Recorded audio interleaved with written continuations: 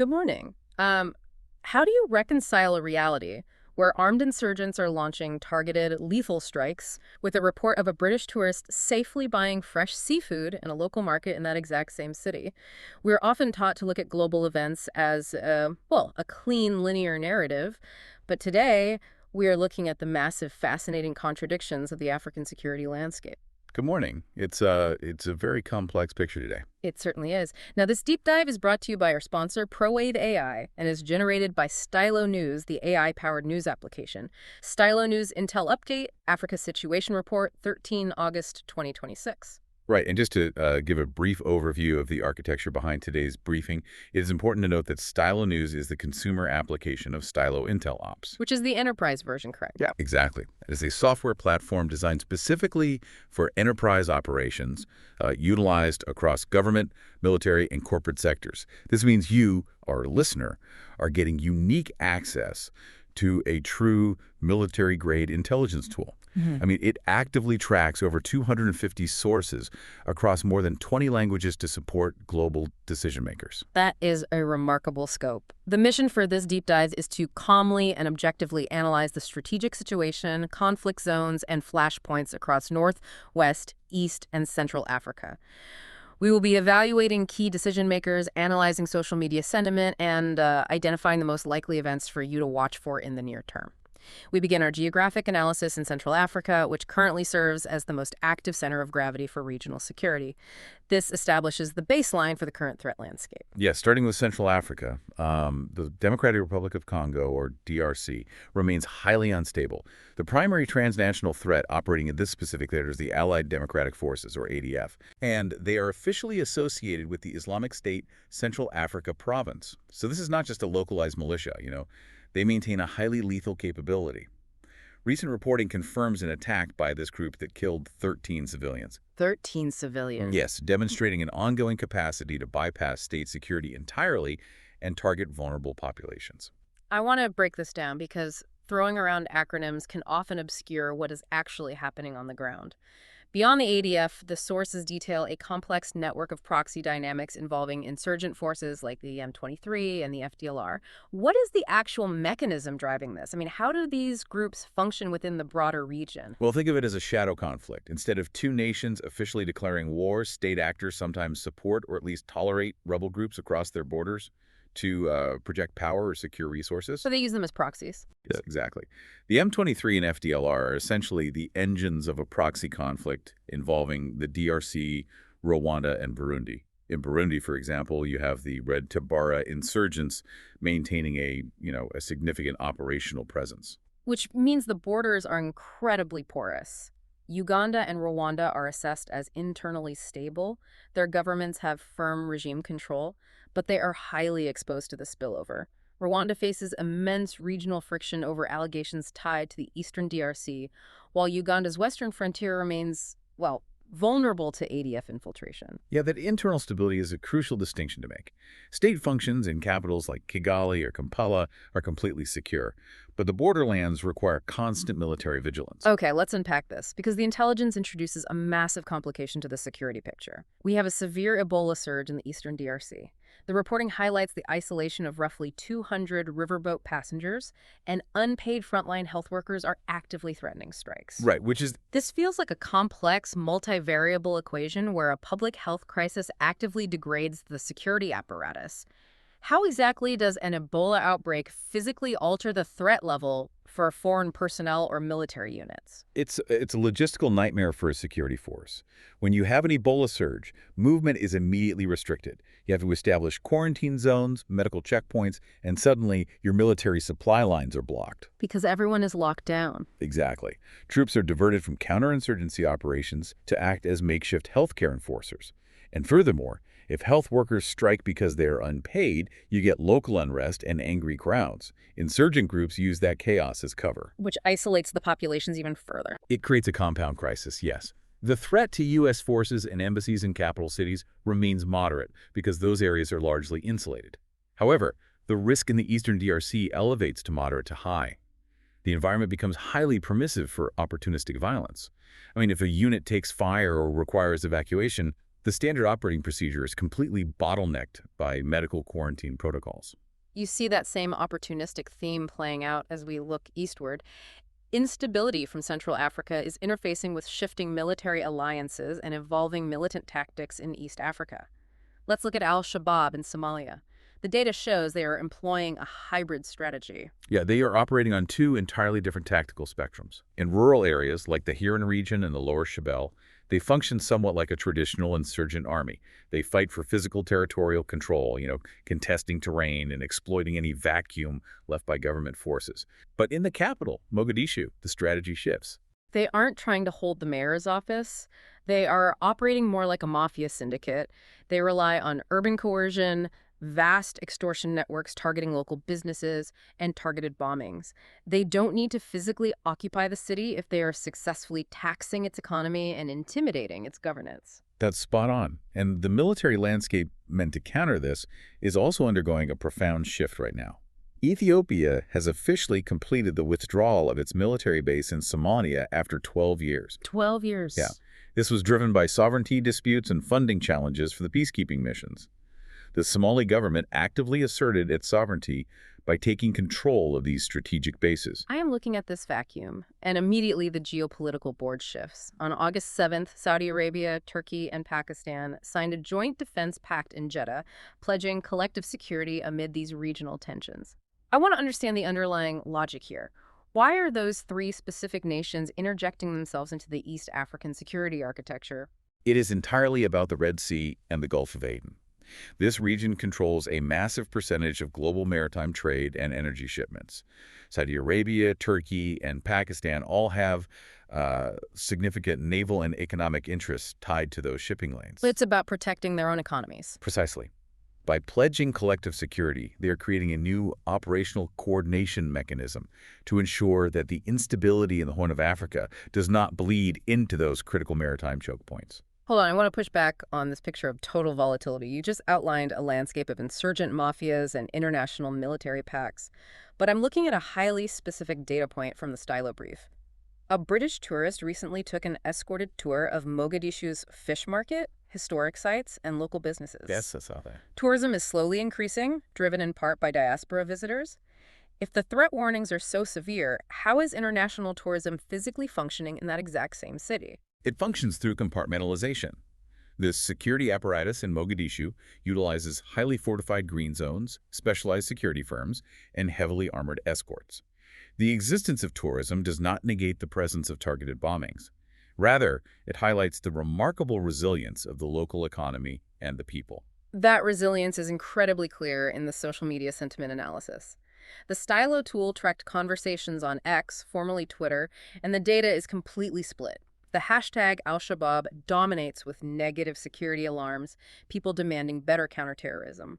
But right alongside it, the hashtag East Africa reflects a highly positive, forward-looking focus. It's a stark contrast. It is. Users are discussing deep cultural pride, new refinery projects in Kenya and Tanzania, and economic opportunities. Civilian life and commerce are adapting around the conflict. We see a different kind of adaptation when we trace the militant transit corridors from East Africa across the Sahel and into North Africa. In North Africa, southern Libya is currently acting as a highly permissive transit zone. Because of the lack of centralized governance. Right. Without unified state control in Tripoli or Benghazi reaching the southern borders, illicit networks are operating with relative impunity across the frontiers of Niger, Chad, and Algeria. Here's where it gets really interesting. I'm looking at the intelligence regarding who is using those transit zones, and I'm genuinely confused by a contradiction in the data. The Stylo Intel indicates that rival groups, specifically Islamic State elements and al-Qaeda-linked elements known as JNIM, are collaborating in southern Libya. Yes. These groups historically hate each other. They are fighting brutal turf wars in other parts of the world based on fundamental ideological rifts. Why on earth would they be cooperating now? It comes down to pure logistical survival. Yeah. I mean, in the harsh, unforgiving environment of the Sahara and the Sahel, ideological purity takes a backseat to pragmatism. They just need to survive the elements. Exactly. If you do not share access to smuggling routes, water, fuel, and weapons sanctuaries, you will not survive the desert. They are utilizing southern Libya as a shared rear base for operations further south.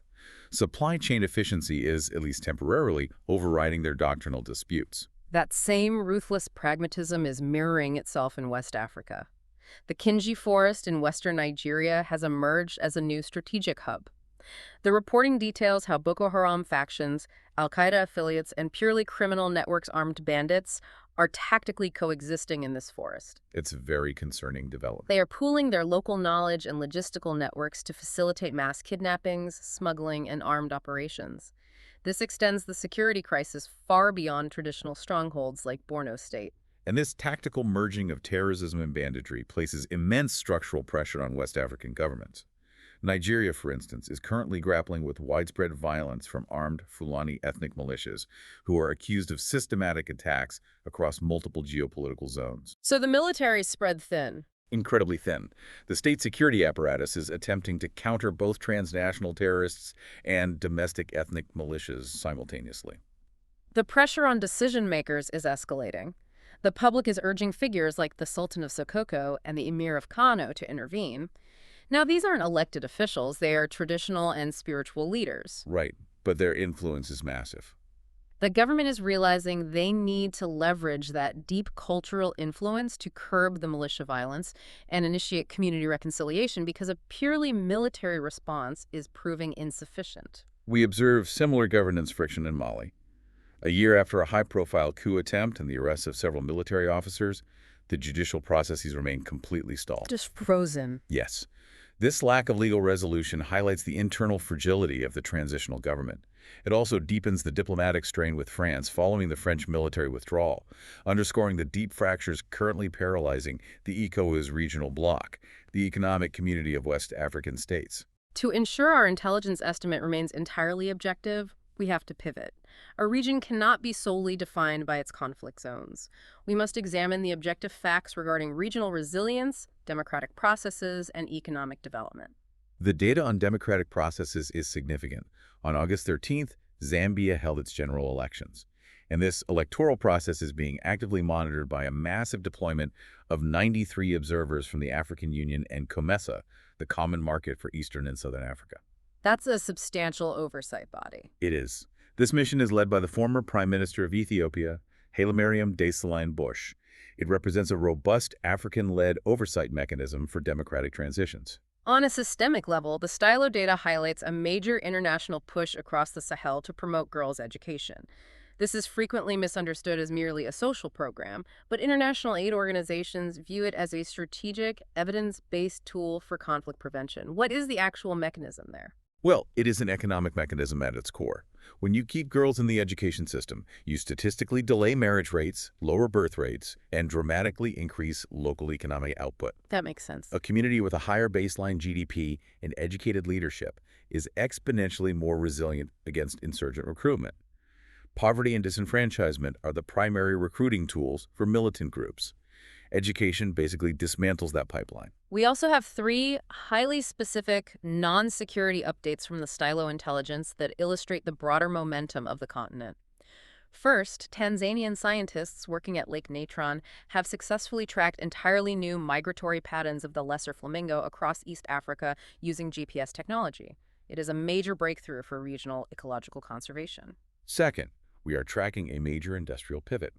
The Chinese automaker Chery has acquired a Nissan plant in South Africa. Oh, wow. Yeah, their objective is to aggressively expand electric vehicle production directly on the continent, capitalizing on both existing auto manufacturing infrastructure and proximity to essential raw materials. And third, on the global cultural stage, Somali referee Omar Artan recently made his European debut, officiating in the UEFA Super Cup in Paris. So what does this all mean? We have ecology, green energy manufacturing, and global sports existing right alongside the complex proxy dynamics we discussed earlier. What does this mean for the broader intelligence picture? It means that an accurate intelligence estimate requires holding 2 opposing truths at the same time.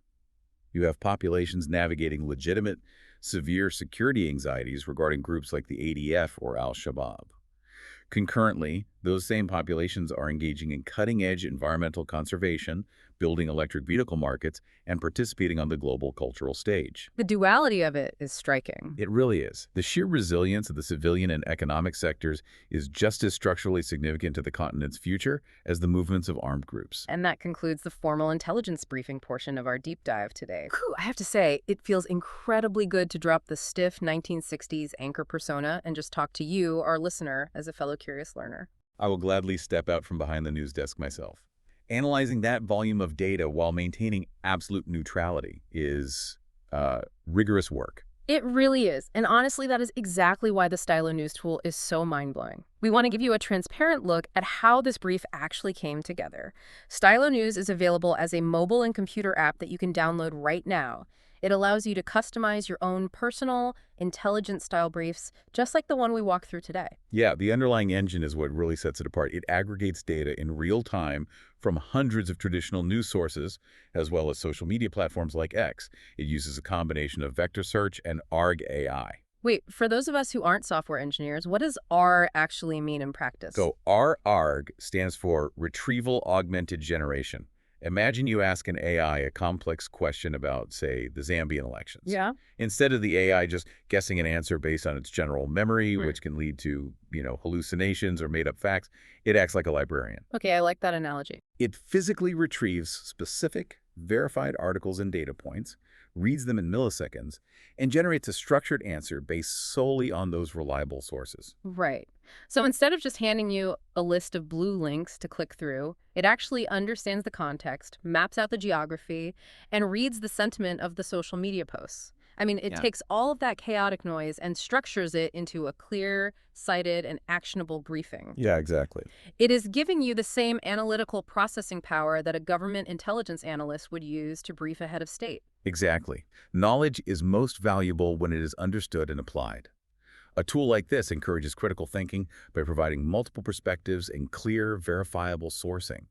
It allows you to question assumptions and see the full picture without the fear-mongering. We highly encourage you to try it out for yourself. You can subscribe to Stylo News at www.stylonews.com. You can get AI-powered news on demand, tailored strictly to the regions or topics you actually care about.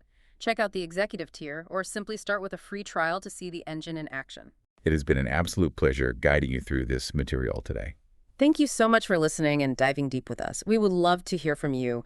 Please request topics for future deep dives, and be sure to follow Stylo News on your favorite social media platforms. We started today by talking about the African security landscape of a complex ecosystem where the traditional rules of the chessboard simply do not apply. But I want to leave you with a final thought to ponder on your own. If military-grade intelligence tools like Stylo can so accurately map out conflict zones, proxy dynamics, and political shifts in real time, wait, let me rephrase that.